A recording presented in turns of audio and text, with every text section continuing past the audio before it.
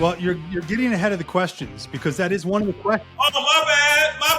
Why don't you just be a guest? Overstepping my bounds already, and that's where the story ends. That's all I got, man. Typically where it should end for most people. I couldn't agree more.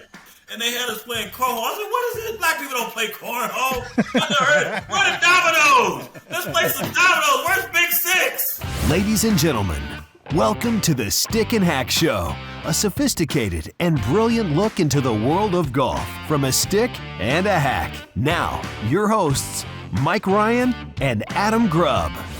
Hi, everybody. Welcome in. This is the Stick and Hack Show. I am your host, Adam Grubb. The hack, that's Mike Ryan, the stick right there. And this is possibly the greatest golf show in the world from the greatest golf club in the world without the course. Stick and Hack guest today is Mr. Brian Jones, pro football player, CBS college football analyst, golfer, and now guest on the Stick and Hack Show, Mike. Mr. Jones is going to be up here in just a little bit. Super excited, super pumped. Obviously, Mike, you're a football fan. There's some connection here with Brian and his one of the first pro teams he played for in our hometown. We'll get into that. Mike, you're anything you want to say before we get into the show about today's guest? Super pumped, man. I remember when I vaguely do remember when he played for our native Indianapolis Colts, and I am super excited because I always watch him on the weekends during college football season. Yeah. So this is exciting for me. I don't. Yeah, we but know. That's not because it's him. It's because I don't watch college football. It doesn't affect me even in the slightest. All right, so let's get right in. First up here, college football and golf. Now, how do these two things collide? I think that if you look at the great college football towns in the United States, you're also going to find great golf towns and great mecca of golf right around it. And in fact, we did some research. Shane did, so who knows if any of this is true or not. But here's the situation. One of the most consistent, this is college football and golf.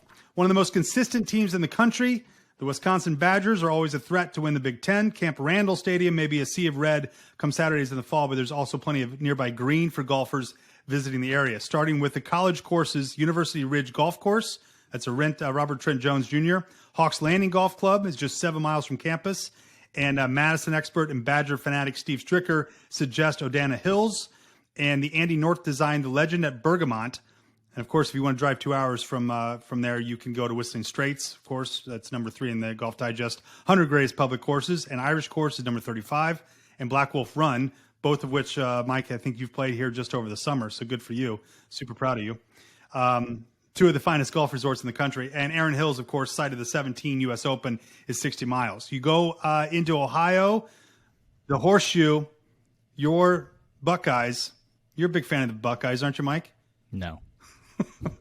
Ohio Stadium, or the Horseshoe, as it's commonly called, sits in the middle of campus and is the 4th largest college football venue in the country. Ohio State itself boasts 2 fantastic courses, most notably the Scarlet, designed by Buckeye Jack Nicklaus. But you need to have ties to the university or be a guest of someone who does. Nicholas has another course nearby you may have heard of, Mike, called Murfield Village, as well as the historic Scioto Country Club. Scioto. Oh, good. I think. Also private, but never fear. Plenty of other great options in the area. Longberger Golf Club, which is ranked 56 of America's great public courses. And then the Links at Echo Springs and the Donald Ross designed Granville Golf Course are all in that area of Ohio.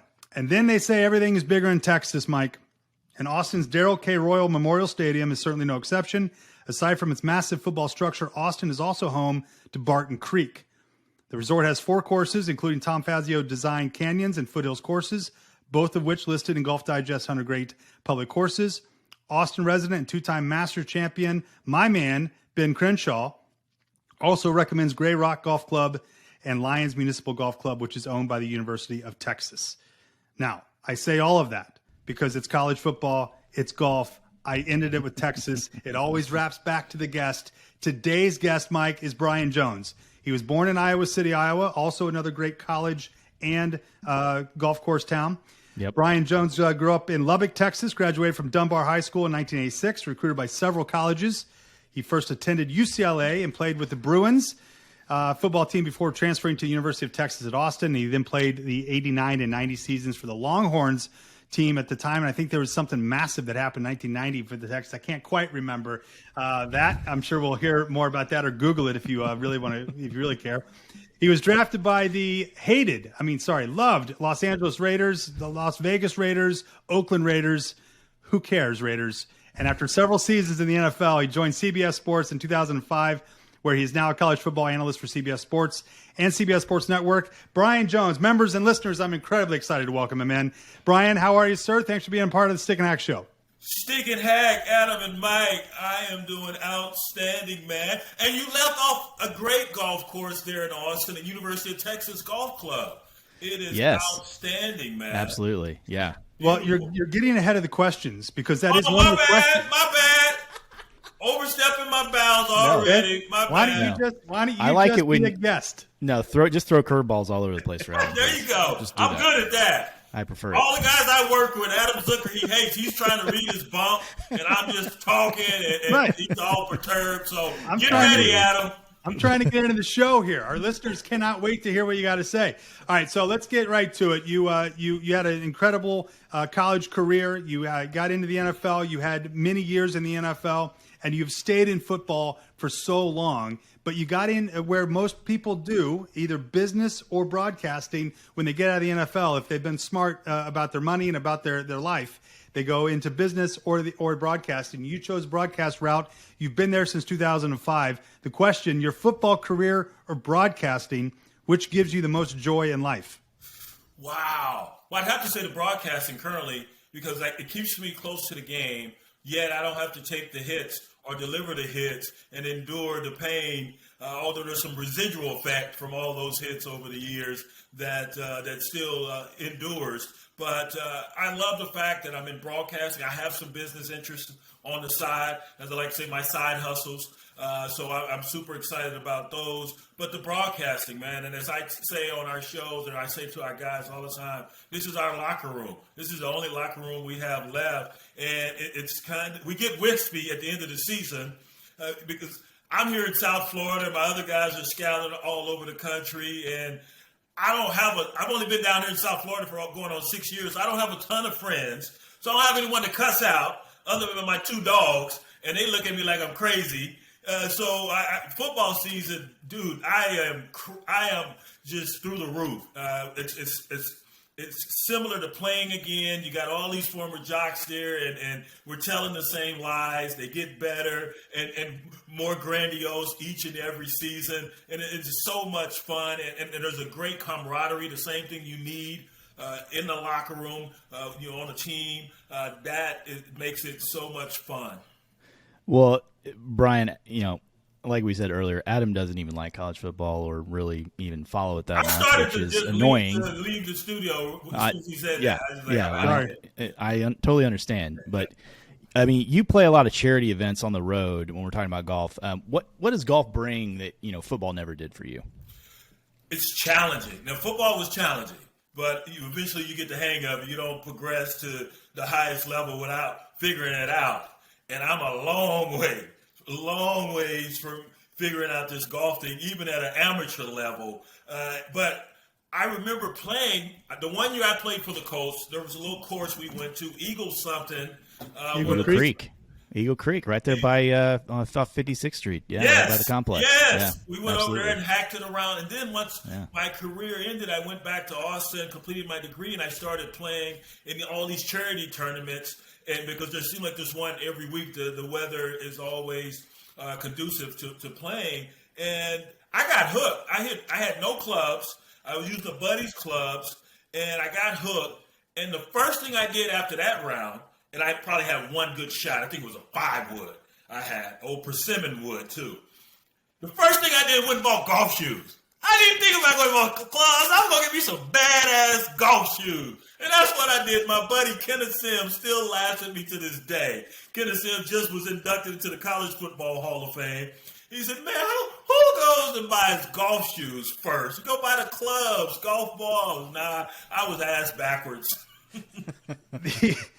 There's a lot to unpack there, Brian, and I really want to kind of get into it. A ton. But I got hooked, though. That playing there in Indianapolis and then playing in that initial charity golf tournament, man, I was hooked.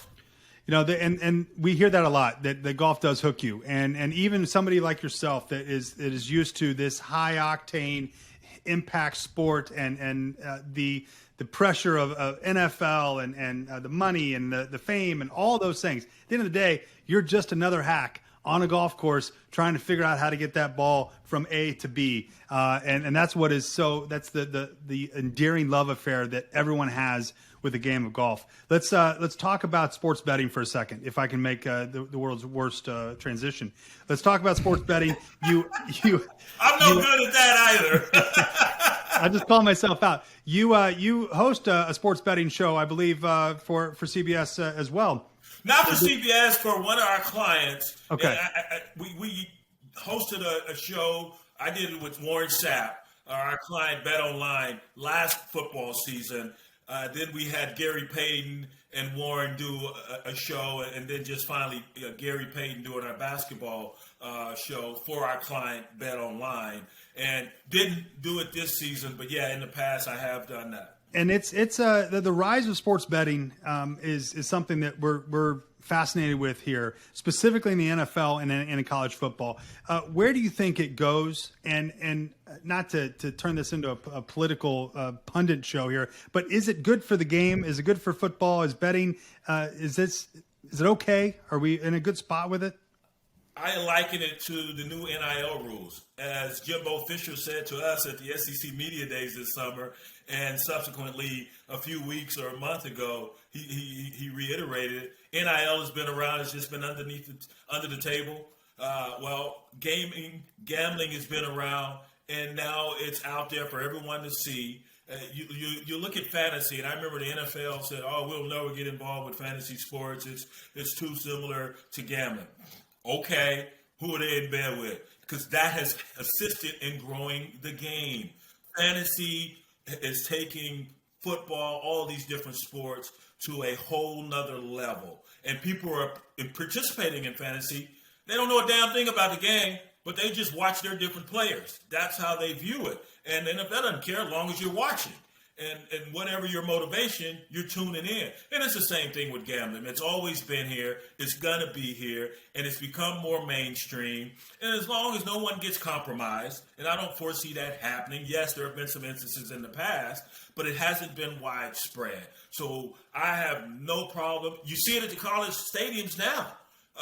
CBS, my employer, we're in bed with gaming entities. So it's more mainstream, and it's going to continue to grow. And the amount of cash they're throwing at all these different opportunities is astronomical.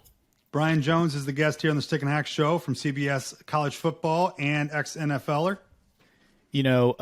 Brian, Adam talked about some of the great college football towns in the opener there, and golf courses that are nearby. What towns did we miss that are a mecca for golf and football? Wow. You're probably asking the wrong person, but I'll go back to Maryville, which is outside of Knoxville. Maryville, Tennessee. I played in a tournament there. Reggie White, the late Reggie White, put on a golf tournament. So me and a bunch of my Saints buddies flew down to Knoxville or over to Knoxville and played in Maryville. I forget the name of the course, but it was outstanding. You mentioned Wisconsin. We used to have training camp there in La Crosse, Wisconsin, and there were a little municipal course. I can't recall the name of it, but when you had an off day, you would go play there. Iowa too. You grew up, or you were in the Iowa area there for a little while. I never lived in Iowa. I was born there. That's where I popped out, and that's where the story ends. That's good. All I got, man. That's typically where it should end for most people. I couldn't agree more. Yeah. And I come from a disjointed background. We'd have to do a whole nother show about that. So the only information I received was, that's where you were born. That's what it says on the birth certificate. And that was it. Now, ironically, Iowa utilized that information when they were recruiting me because they had just played in the Rose Bowl and lost to UCLA. And so Hayden Fry, the great Hayden Fry, he definitely had that in his tool bag when he was trying to get me to come play for the Hawkeyes. Well, I got that info, your bio from Shane, so that's why that's all messed up. That's not messed up. He was correct. You didn't know I hadn't spent any significant time in my, for 6 my hours life there. Come on, get off Shane, man. I won't. I refuse. Yeah, You that's never gonna played. You happen. played for our hometown team, the Indianapolis Colts, for a season in the early '90s. How pissed are you, Brian Jones, that you missed the Manning years? Man, I missed some good years because they got much better after they got rid of me and the guys I played with. We went what were we 1-15? That was I bad. think in '91, something like that. We didn't win too many games. Maybe we won more than that. We didn't win a lot. It was bad. And then my buddy Eric Dickerson, my man, he was damn near suspended the majority of the season. Our best player, so that made it even more of an uphill climb. But, that's this game. That's the nature of it. Unfortunately, most of the teams I played on were bad. Then going to the Saints my last 4 years, we had some 3-13 and 7-9, I think was our best season, one of the 4 years I was there. But, hey, still lived the dream. Brian, I actually might have a very random connection to you. I have a neighbor that may have been a former coach of yours. Rick Venturi. Oh my goodness, Rick Venturi! Is he still right. riding the BMW motorcycle? He is, absolutely. He lives 2 doors down from me. Rick coached me. He became the interim head coach at Indianapolis after Ron Myers was let go, and he was my position coach. Then he came to New Orleans as our defensive coordinator for a couple of years. Yeah, man, I know Rick. Great story, and I told this on air earlier this season. We were talking about some defense. I think it was the Georgia defense, because Rick, he was great, man. He'd always say, when you go out there, you're essentially signing your autograph saying this is who you are with your play. But one day he came and he was like, man, we got to go out there and be like a bunch of wild hyenas. I was like, Rick was just, he's out there. As you know, Mike, that's your name. Oh, yeah. He's different. Oh, yeah. Tell him I said hello. I will absolutely. Hey, Mike, I know you got a question. I want to circle back on something real quick with Brian. It sounds like, because you're saying these amazing football names that we've been hearing. I mean, I'm 42, Mike's 42. We're in this zone of from the 90s into today, knowing these NFL players and watching them, some of them from college to the NFL. Just incredible names. But how many of them are golfing? How many of you are out there playing together now today and still remaining close? And does golf, this is a golf show for God's sake, does golf bring these guys back together in a way that probably wouldn't happen normally? I played a couple weeks ago with Ray Crittenden. Ray played in the pros, went to school at Virginia Tech. He brought his buddy, Sean. I can't recall Sean's last name, but Sean's a former Major League Baseball player. Tournament I played in just the other day here in Wellington. I mentioned Pierre Garçon. He played, famous Colts player. There were a number of former baseball players. Heathcliff Slocum, former MLB pitcher. He played. And there are a ton of basketball players because it's so challenging. That's what gets you about this game. It's just mind-boggling. Everything I utilize playing linebacker at NFL does nothing for me in this game, because the easier you swing, the further it goes. And that doesn't register old meathead like myself. And I'm telling myself, slow down, follow through. And for some reason, I say that on my backswing as I'm coming through. I forget everything I just said. And I swing too damn fast coming through the ball. And, of course, chili dip or do something else, man. But I think it's that challenging nature. And that's what feeds us. That's that competitive spirit that's within a bunch of guys who've played at the highest level, no matter which sport we're discussing. And you get out there and man, it's so frustrating because you've mastered one game. And now hey, I can do this. The damn ball is just sitting still. The stimuli is sitting just right there. It's not running from you. It's not trying to block you. It's not a 300-pound lineman. It's right there, and yet it defeats you more times than not. But all it takes, and I was discussing this guy I was riding with. He's a former Major League Baseball player. Ed Lucas still works for the San Francisco Giants. The guy I was playing with the other day, and we kept saying that one shot is what brings us back. That one where you just hit it on the sweet spot and you feel like it's like a good tackle. The best tackles are the ones you don't even feel. That's That's when you really, knock the snot out of a guy and you feel nothing. It's the same with golf, man. So it's a phenomenal sport. It's such a challenging sport, and that's why it draws you in, and because you say at some point, this damn game's not going to beat me, but it keeps beating me, but I'm not giving up. Brian, I want to switch and talk about the business of football a little bit, especially in college. Where do you see the business of football today? Is it in a good spot, or do you think there's some work to do there? Well, it's a shifting landscape right now with NIL, with the transfer portal, all this autonomy as far as the Power 5 conferences. The NCAA has basically said, hey, we're washing our hands of trying to control you big boys. Do what you want. Allow these Power 5 conferences to come up with the rules and provide oversight. Eventually, there will be some guardrails around NIL. It's the Wild Wild West currently. So I'm fine with it. A lot of the purists out there don't like it, but I've been advocating for there to be a change to this antiquated business model that has endured for so long. It hasn't been fair. The coaches have been free to move around the country. Now the players are free to move around the country. I don't think it's always wise. The grass is not always greener on the other side. Sometimes the weeds are a lot deeper. So that's why you have so many guys sitting in that portal right now. It's upwards of 1,800 guys who couldn't find a new school. And as you guys know, and we learned at a young age, you don't leave your job until you have another job. And so they're learning the hard way. But it's a shifting landscape, man, and we're all trying to wrap our arms around it and keep up. But I think it's going to be eventually, it's going to be great for the game. These kids, they have a little bit more leverage now. And I think it's a fair playground. Last question for you, Brian Jones, the guest here on the Stick and Hack Show. Tony Romo is the best example to date of somebody that was a star on the field, in the broadcast booth, and on the golf course. Does that annoy you? No. What you know what annoys me? Yes, it does. Hey, yes, Steph Curry too. Look at Steph Curry, right. what he's able to Absolutely. do. You know what annoys me? That little damn Tiger Woods son. Sure. You got that little dude out there with that sweet ass swing, Right. and he can knock it twice as far as me sitting here at 6'3", 230 pounds, a hulking beast. Yeah, looking and great. I got nothing. No. I got nothing. This dude, man, he hits his 9-iron farther than I hit my driver. I'm coming for you. I forget his name. Charlie. Yeah. No, I ain't coming for you, Charlie. Yeah. No, you're not. I'm going to stay in my lane. I can assure you that. He has the sweetest swing, and it's not, hey, the apple doesn't fall too far from the tree, No, so it that's does, not surprising. It does not. But no, man, I watch these guys. I watch the big Century tournament they have out in Lake Tahoe, what have you, and you have all these former players out there.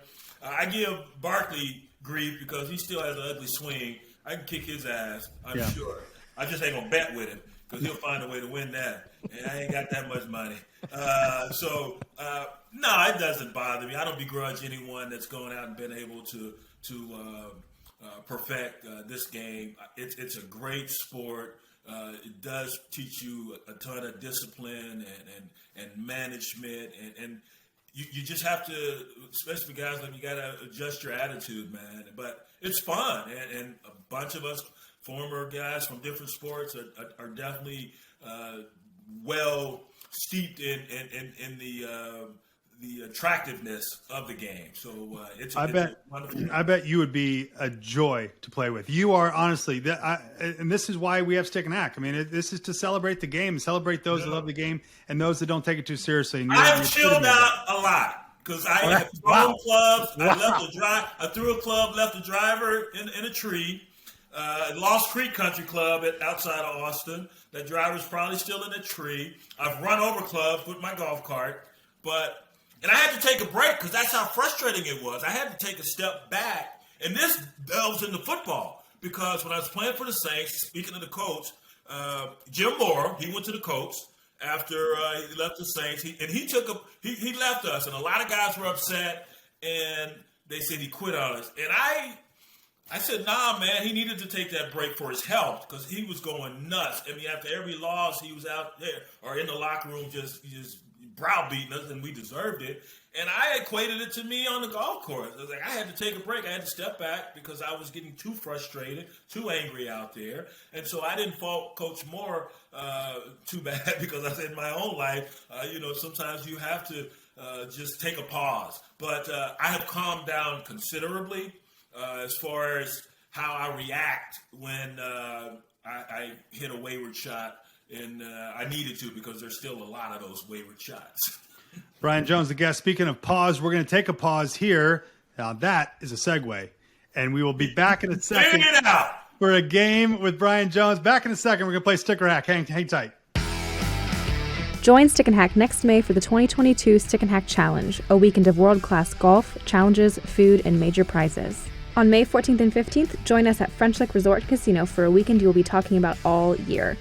Enjoy golf at both the Pete Dye and Donald Ross courses, meet new friends, and participate in unique challenges designed for the stick or the hack. Bring your spouse, hit the bar, spa, or casino, and we'll see you in May of 2022. Which is called Stick or Hack. The category today, Brian.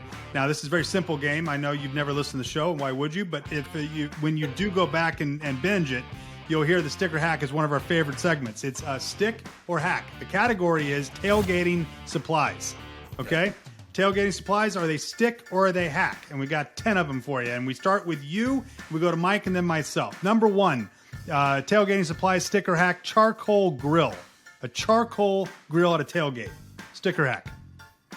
No, stick good or bad? Yeah, stick's good. Hack's the end. Stick good, hack. Okay. Yeah. Well, Stick is Mike, hack is me. I mean, that's where we're at. I got you. Yeah. Charcoal grill. Man, them carcinogens. I can't even say the damn word. It's a hack. It's a hack. It's a hack. I can't even say it. Mike? Carcinogen. I'm going to go charcoal grill. I'm going to go hack. I gotta go stick. I mean, if you're going a charcoal grill and you're gonna cook meat for 3 hours on a charcoal grill after you get it set up, and you gotta be stick. A smoker would be stick. Smoker would be. You're right. I changed my vote. A charcoal grill is hack. All right. Pressurized growler. A pressurized growler. Now I looked up things you take to tailgate you could buy. Pressurized growler. That makes sure that your beer remains carbonated throughout the entire tailgate session and game. Pressurized growler. Stick or hack? Stick. Boom, Mike. Yeah, stick. Yeah, absolutely. 100%. You bring in a pressurized growler, you take your beer seriously. Yeah, you do. Cornhole. Oh, hack, man. I didn't even know what the hell cornhole was until a couple of years ago. I went to interview Ed Oliver at the University of Houston, who now plays for the Buffalo Bills. I think he's still with the Bills. And they had us playing cornhole. I said, what is it? Black people don't play cornhole. What the hell? Where the dominoes? Let's play some dominoes. Where's Big Six? Cornhole? What the hell? Oh, and I was horrible, of course, so we had to recreate what I did during the interview in the studio, and I was bad there too. So that's a hack for me. Mike? I'm going hack with you have cornhole. to. I'm over it. You just hear Brian? Yeah. You have to say hack. Yeah. All right, let's say hack too. The tailgating cornhole guys they take it seriously. They're weird. It's a little too intense for me. Yeah, they're whack jobs. I think there's a league now. Yeah, it's on ESPN. That's my next move in broadcast. Sponsored by Johnsonville Brats, so that's all. I love some Johnsonville. I do too. Hey but guys, we're getting off topic here. Yeah, absolutely. We're getting off topic here. Beer pong. Beer pong. Ooh. Oh, stick or hack? Yeah, beer pong stick. Come absolutely. On. I got some good stories about that. I bet you do. We got a whole nother show for you, Brian, later on. Don't you worry, baby. All right, this is a weird one. Tailgating supply, stick or hack, IPAs. So not Natty Light, not Busch Light, not Miller Light. An IPA, big heavy IPA on a football day for tailgating. Stick or hack?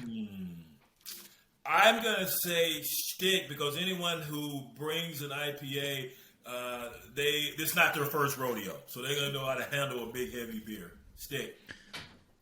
I'm going to go stick. All right, I'm gonna go hack because you get 3 of those things, then your belly's full, and then you still got the ribs you got to eat off the charcoal griller. And I mean, what are we doing? Right. No chance. School flags on trucks. So the school flag, the college school flag on a truck. Stick. Got to show your loyalty, man. Yeah, stick. I'll say stick as well because I like some of those. They're like 8 feet, 10 feet tall, and they're amazing. It makes it easier for people to find you. It does. In that All right, setting. this is a small flat top propane grill. So one of those little Blackstones, one of those flat tops. Stick or hack? I'm going to say stick. Yeah, stick. Blackstone's stick. Period. In all You're settings, cooking on that thing all day. everywhere. You're cooking 12 meals at a time. Yeah, absolutely. What are we talking about? Thank you. Yeah. TV. Oh, stick. You got to watch the other games prior to going into the stadium. Then once your game's over, you come back and watch the other games. And hopefully you're in a good mood because your team won. Yeah. Mike? Absolutely. Yeah. Stick. Yeah, there's nothing better than seeing a TV setup with a live game going on in the back of a Ford. That is What type of Ford? I don't know trucks. Come on, what are we talking about? Gotta be a dually, man. Come on, big old F-1. That's right. Or 350. Stick or hack, tailgating supplies, wet wipes. So Yeah, stick. Give me some wet wipes. Yeah. It's hack for me just because I'm like, just wipe your hands on the grass. it's hack only because some guy named Trevor is like, hey, I got wet wipes for us. Good, Trev. Why don't you sit over there in the corner, play cornhole, leave us alone, idiot. Hey, man, in this environment, it's a stick. All right, today, Yeah. you're right. Today. I'm not gonna argue with Brian about it because Brian can kick my ass. So No. Those fighting days are over. I just shoot you. What the hell? Stick or hack. I'm trying to keep this thing on the rails, boys. Stick or hack, tailgating supplies, tent. A full tent for tailgate in a parking lot. I think you know where I'm going. A big old tent, that's going to take up a lot of space. And if you just got a little cover over your setting, I'm going to say hack. yeah, for me it's gonna depend on the weather. If it's a nice day, it's hack. If it's a terrible, like, shitty rainy day, Yeah. it's Windy. stick. Yeah. Yeah. Some guy's pulling up a tent and setting that thing up in the middle of a parking lot, though. He's a hack. Now, he might be a stick as far as like, but I mean, what are we doing? Come on. All right, last one. Stick or hack, tailgating supplies, the football. Just a football. That's a hack for me, man. I ain't come here to exercise. I want to get tipsy. I want to eat some good tailgating food. I want to go watch the game. I ain't trying to throw out my rotator cuff in the parking lot with your ass. I already played. I don't want to play anymore. No. That's Mike? a hack.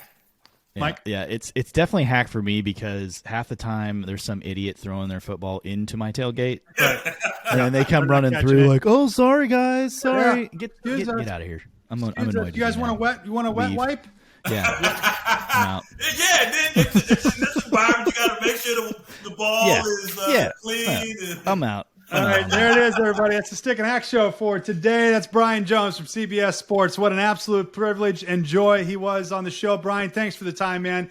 Continued success this year and always. We hope to see you soon. Maybe we play golf together. We would love it. I think that would be a lot of fun. And you and I will be in the same cart because we'll be looking for our balls and stuff. And Mike can traipse down the middle of the fairway like an idiot. Listen, it's a token look. I played with two of the fastest golfers ever. The late Darryl Rawl. I played in a charity tournament with him, and his motto was, "I have more balls than time." So he give a token look and throw another one down. And then I played once with Mike Ditka. Oh my goodness! I didn't even see him hit it, and he was already back in the cart. So that's how I play. I ain't got time to be sitting out there looking in the bushes because there's animals out there that I don't like. So yeah, let's make it happen. I appreciate you guys. Thanks for having me on, and continued success with the show. Appreciate it. Brian Jones, there he Thanks, goes, Brian. everybody. This is the world's greatest golf club without the course, and that quite possibly was the greatest show you've ever listened to. We appreciate it. Godspeed, everybody. Best of luck to you, and we'll see you next time. Mikey? All right, peace out, guys. Okay, we're done. This has been the Stick and Hack Show. Go to stickandhack.com to become a free member of the world's greatest golf club without the course.